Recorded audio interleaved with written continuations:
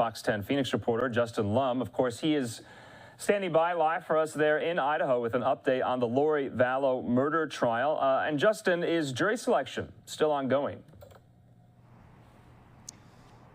Hey, Andy, it is, but we are close. We now have 39 potential jurors in the pool.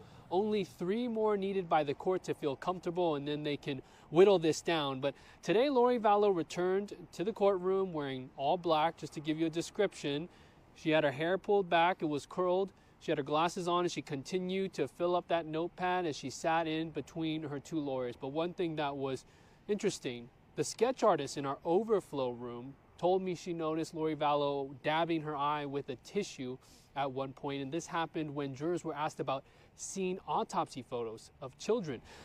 Not sure if this was an emotional moment or not.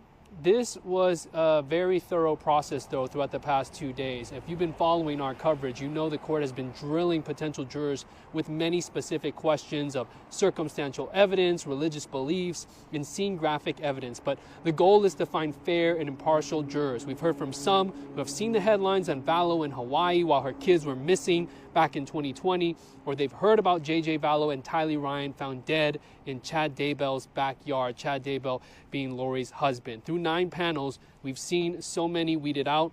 We've also seen new faces in the courtroom, sitting in on the jury selection, people from the general public. Some have been here all week. Because of the camera bans, it's actually created some interest. People have been following this case. We spoke to one Boise woman who has been following the case from the start. Take a listen. Assuming she's innocent,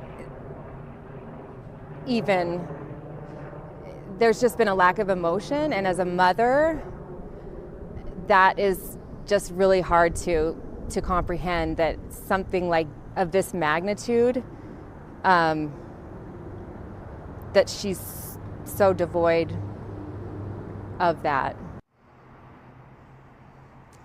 And that has been the feedback from many people who have been following this case for a few years now. And some of these people were taking notes. We thought they were reporters, and they were just people who have a lot of interest in this case. Meanwhile, we're still waiting on the judge to decide if J.J. Vallow's grandparents can be in the courtroom outside of testifying as witnesses. There's an administrative hearing tomorrow morning. Jury selection picks up at 1:30 in the afternoon. Andy? Okay, so Justin, let's kind of unpack that a little more about whether or not Lori Vallow shows remorse, shows grief for the loss of her children. Has that been a through line throughout this entire story? Has she been accused of not showing remorse, and is that why people kind of honed in on that fact today? Yeah, it has been tough. We have seen many hearings with Lori Vallow, and you just don't see that emotion. She has smiled, she has laughed from time to time, she has smirked, but really just that little bit of emotion today, her appearing to dab her eye with tissue, and really we're watching from a Zoom camera on a big screen on a projector, so this is tough to really tell from our vantage point. Is she having pure emotion, or is she simply cleaning her glasses? But emotion has been tough to see on Lori Vallow's face, and that really bothers a lot of people in the public who have been watching this case for so many years.